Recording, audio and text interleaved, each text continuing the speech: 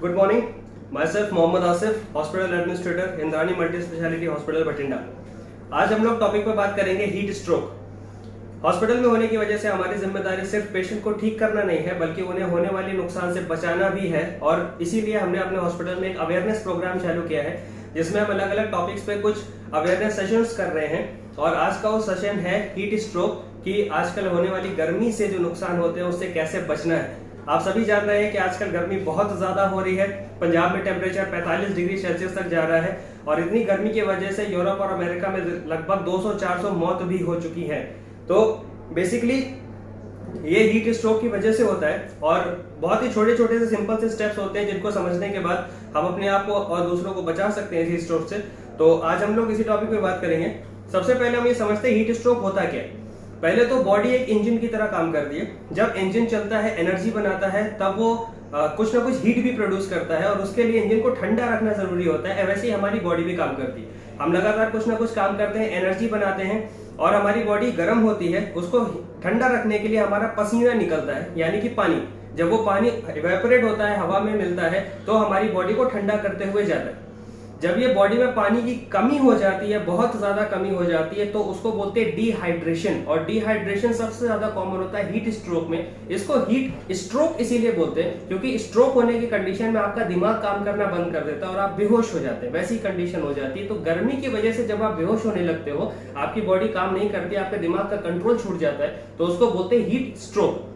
अब ये होता क्यों है? बहुत ही कॉमन सी बात है। जितनी ज्यादा गर्मी होगी, शरीर को ठंडा रखने के लिए उतना ज्यादा पसीना निकलेगा। तो जब पसीना निकलेगा तो शरीर से पानी कम होगा। अगर पानी जरूरत के लेवल से ज्यादा कम हो गया तो आप डिहाइड्रेटेड हो जाओगे, और डिहाइड्रेटेड होने के साथ साथ पानी की कमी होगी, आपका इलेक्ट्रोलाइट इंबैलेंस होगा, जो आपकी बॉडी के लिए बहुत जरूरी होता है। और ये होने की वजह से आपका ब्रेन में एक्टिविटीज थोड़ी सी गड़बड़ाने लगती हैं, जिसकी वजह से आपको हीट स्ट्रोक हो जाता है।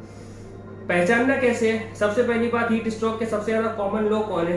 छोटे बच्चे, बड़े बुजुर्ग लोग जिनकी बॉडी का मेटाबॉलिज्म वैसे भी ठीक नहीं रहता, किसी को कुछ खास तरह की बीमारी है, जैसे ब्लड प्रेशर की बीमारी है, या लीवर की बीमारी है, या किडनी की बीमारी है, उनका फ्लूइड इंबैलेंस वैसे भी रहता है, इलेक्ट्रोलाइट इंबैलेंस के पेशेंट्स, या कोई और कोमॉर्बिडिटी कंडीशन जिसकी वजह से आपको ज्यादा जल्दी आपकी बॉडी पे असर आ जा सकता है, जिसकी वजह से आपको हीट स्ट्रोक के चांसेस बढ़ जाते हैं। कौन सा ऐसा एज ग्रुप है जिसको हीट स्ट्रोक नहीं हो सकता? ऐसा कोई एज ग्रुप नहीं है, किसी को भी हीट स्ट्रोक कभी भी हो सकता है। रिस्क फैक्टर किसको है? जो लोग बाहर के एरिया में ज्यादा होते हैं, जैसे कि लेबर वर्कर, ट्रैवलिंग करने वाले लोग, जो बाइकर्स होते हैं, राइडर्स होते हैं, वो लगातार धूप में रहते हैं और ट्रैवल करते हैं, तो इन लोगों को हीट स्ट्रोक होने के चांसेस बहुत ज्यादा होते हैं। इसको पहचानना बहुत ही आसान है। सबसे पहले तो आपको गर्मी लगेगी। जब आपको गर्मी लगेगी, पसीना निकलेगा, और एक लेवल के बाद जब डिहाइड्रेशन पे आप आ जाओगे, बॉडी में पानी कम हो जाएगा, तो पसीना निकलना बंद हो जाएगा। आप एकदम भट्टी की तरह हीट करने लगोगे, और उस वक्त आपका पसीना भी नहीं निकल रहा होगा, तो आप गर्म होते चले जाओगे, बट आप ठंडे नहीं हो पाओगे। तो उससे क्या होता है? आपको थोड़ा सा चक्कर आने लगेगा, कंफ्यूजन होने लगेगा, डिजीनेस होने लगेगा, आपको थकान महसूस होगी, और आप फोकस नहीं कर पाओगे। अगर आपका कॉन्सेंट्रेशन गड़बड़ा रहा है तो आपको इलेक्ट्रोलाइट इंबैलेंस या डिहाइड्रेशन हो सकता है। तो अगर आप राइड पर हैं, रास्ते में हैं, बाहर हैं, या कहीं बाहर फील्ड में काम कर रहे हैं, या गर्मी के माहौल में हैं, आपका पसीना बहुत ज्यादा निकल रहा है, तो ये मानकर चलिए कि आपको हीट स्ट्रोक होने की संभावना है। अब हीट स्ट्रोक से बचना कैसे है? सीधी सी बात, हमारा शरीर 90% पानी से बना है। पानी कम हो जाएगा तो शरीर का कुछ भी नहीं काम करेगा। तो हमको पानी पीते रहना है। एक दिन में 5 लीटर के आसपास पानी आपको पीना चाहिए। इस तरह की गर्मी में तो अगर ज्यादा पी सकते हैं, 6 लीटर 7 लीटर, तो भी बहुत अच्छी बात है। नहीं पी सकते तो भी आप लोग कम से कम 5 लीटर तो पानी पीजिए। इसको याद रखने का सीधा सा तरीका, हर आधे 1 घंटे में 1 गिलास पानी पी लीजिए। इससे क्या होगा? आपकी बॉडी का जो फ्लूइड लेवल है वो बना रहेगा, और आपको डिहाइड्रेशन से बचने में हेल्प मिलेगी। दूसरी चीज, कभी भी आप बाहर जाओ, अपने बैग में ORS का पैकेट हमेशा रखो। हर जगह अवेलेबल है, सारे डिस्ट्रिक्ट हॉस्पिटल में मिलता है फ्री ऑफ कॉस्ट। नहीं तो आप मेडिकल स्टोर से इलेक्ट्रॉल का पाउच खरीद सकते हो, 18-20 रुपए का एक पाउच मिलता है। जहां भी आप बाहर जा रहे हो, लंबे सफर पे जा रहे हो, कहीं पर आपको हीट स्ट्रोक होने के चांसेस हैं, आप एक इलेक्ट्रॉल का पाउच 1 लीटर पानी में डाल लीजिए, उसको मिक्स कर लीजिए, थोड़ा थोड़ा सा करके पीते रहिए। एक साथ मत पीजिए, थोड़ा थोड़ा करके पीजिए, क्योंकि डिहाइड्रेशन को कवर अप होने में टाइम लगेगा। सेकेंडरी चीज, जब आप यूरिन करने जाते हो, पेशाब करने जाते हो, तो 2-3 चीजों का ध्यान रखिए। पहला, आपको पेशाब में जलन तो नहीं हो रही है। दूसरा, पेशाब का कलर कैसा? अगर बहुत ज्यादा पीला, एकदम डार्क येलो कलर है, तो आप पक्का डिहाइड्रेशन के कंडीशन में हो, और अब इलेक्ट्रोलाइट इंबैलेंस भी होगा। अगर उसके साथ पेन भी हो रहा है, तो फिर आप सीवियर डिहाइड्रेशन कंडीशन में हो, जिसकी वजह से ये चीजें आती हैं। तो आपको वो डिहाइड्रेशन कवर अप करना पड़ेगा। ये एक्सपीरियंस उन्होंने किया होगा जो लोग फास्टिंग करते हैं, जो लोग रोजे रखते हैं या व्रत रखते हैं, उनको समझ में आ जाता है कि आप वो डिहाइड्रेशन पे जा रहे हैं और ये कंडीशन आती है, आपको यूरिन आउटपुट नहीं होगा, यूरिन होगा ही नहीं, अगर होगा बहुत कम होगा या फिर बहुत डार्क कलर का होगा और यूरिन होते टाइम आपको पेन भी होगा। तो इसकी वजह से आपको समझ में आ जाएगा कि अब आप डिहाइड्रेशन में जा रहे हो। सेकेंड थिंग, धीरे धीरे से पानी पीते रहने से, इलेक्ट्रॉल पाउडर मिला लेने से आपका इलेक्ट्रोलाइट इम्बैलेंस भी ठीक हो जाएगा और डिहाइड्रेशन भी ठीक हो जाएगा।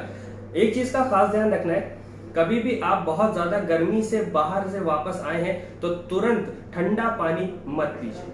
ये गलती बहुत सारे लोग करते हैं, बाहर से आए, गर्मी लग रही है, बहुत ज्यादा तेज गर्मी लग रही है, उन्होंने तुरंत ठंडा ठंडा पानी पी लिया, बड़ा अच्छा लगा, उससे आपको जुकाम हो सकता है और उससे आपको और ज्यादा बीमारियां भी हो सकती हैं। इसी तरह से बाहर से तुरंत आने के बाद सीधे एसी में नहीं जाना चाहिए। कहीं पर एसी चल रहा है, 16 डिग्री 18 डिग्री टेम्परेचर है, आप बाहर 40 डिग्री से आ रहे हो, 45 डिग्री से आ रहे हो, अचानक से टेम्परेचर का वेरिएशन हो जाएगा, उससे आपको और स्ट्रोक पड़ जाएगा और आप तुरंत बेहोश भी हो सकते हो, आपको वॉमिटिंग हो सकती है, आपको उलझन हो सकती है। इसका एग्जांपल आपको मिलेगा, कभी आप एसी बस में अगर ट्रैवल कर रहे होंगे और अंदर एसी चल रहा है, बाहर बहुत ज्यादा गर्मी है, बस से जैसे ही उतरेंगे आपको तुरंत वॉमिटिंग फील होने लगेगी, क्योंकि टेम्परेचर बहुत तेजी से चेंज होता है और आपको वॉमिट फील होने लग जाती है।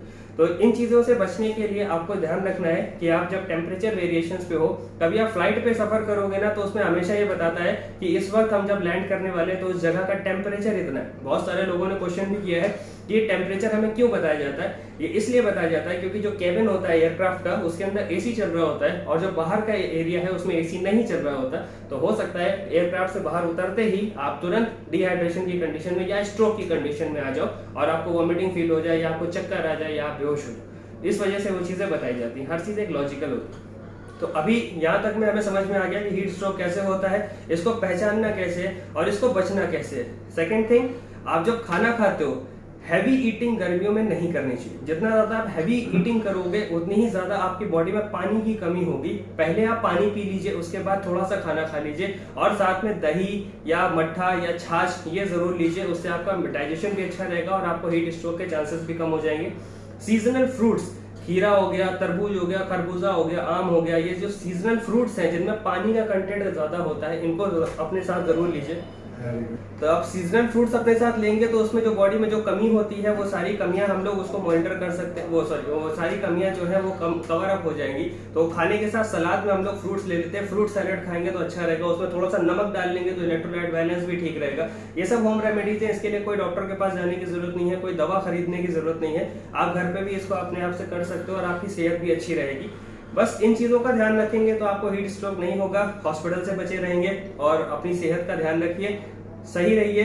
आजकल वैसे भी बहुत ज्यादा प्रॉब्लम्स क्रिएट हो रही हैं, तो मैं नहीं चाहता लोगों को और ज्यादा प्रॉब्लम क्रिएट हो। तो हमारी तरफ से बस यही दुआ है, आप सब लोग ठीक रहिए, अच्छे से रहिए, बहुत ज्यादा जरूरी हो तभी हॉस्पिटल आइए, वरना घर पे अपना ध्यान रखिए। And all the best.